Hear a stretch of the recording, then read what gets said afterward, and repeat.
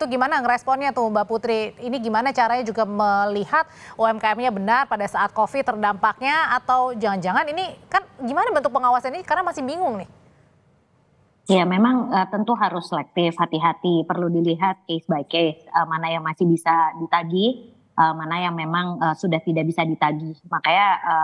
perlu dilakukan koordinasi yang intensif antara pihak bank-bank himbara juga dengan pemerintah, supaya kalau memang kreditnya masih bisa direstrukturisasi ataupun masih ada upaya untuk penagihan secara optimal masih bisa dilakukan untuk kredit-kredit tersebut, tidak perlu dipaksakan untuk hapus buku dan hapus tagih. Makanya kami berharap nanti setelah PP ini turun akan ada peraturan yang jelas terkait dengan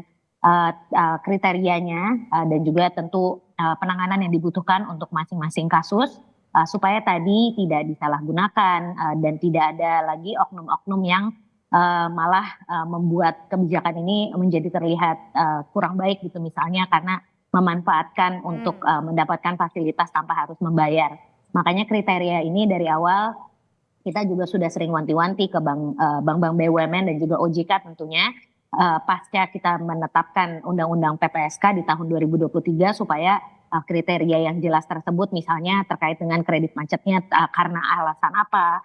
terus kapan lamanya kredit tersebut menjadi macet dan apa penyebabnya, berapa besaran nanti yang menjadi angka maksimalnya misalnya, itu perlu diperjelas nantinya dalam peraturan teknisnya. Tapi yang pasti tentu kita berharap dengan adanya pemutihan kredit macet UMKM ini, fenomena rentenir dan pinjaman online ilegal yang selama ini menjadi seperti jalan keluar, jalan pintas dari para pelaku UMKM yang sudah tidak bisa mengakses kredit dari perbankan atau lembaga-lembaga lainnya yang memang legal dan terdaftar di OJK, itu sudah tidak ada lagi karena memang banyak dari pelaku usaha UMKM di Indonesia yang mengeluhkan karena kredit macet di masa lalu yang jumlahnya tidak seberapa sebenarnya, Tapi kalau misalnya tapi mereka tidak bisa mengakses kredit UMKM lagi dari lembaga-lembaga seperti perbankan. Nah, kalau hitung-hitungannya Mbak Esther itu untuk ini ya tadi Mbak Putri untuk menyasar 1 juta UMKM ya? Ya, Itu sudah jadi ini kan karena kemarin pengumumannya juga baru dari pemerintah kan, jadi kita masih perlu melakukan beberapa rapat tentunya di Komisi 11 juga dengan OJK nanti tentu dan juga bank-bank himbara yang memang menjadi mitra kita di Komisi 11. Tapi kalau dari total perhitungan kredit macet yang sekarang terdaftar di Kementerian UMKM di bank-bank BUMN itu mencapai 8,7 triliun. Jadi ini tentu perlu ada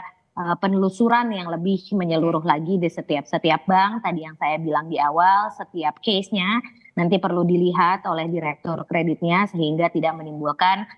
moral hazard yang tadi ditakutkan.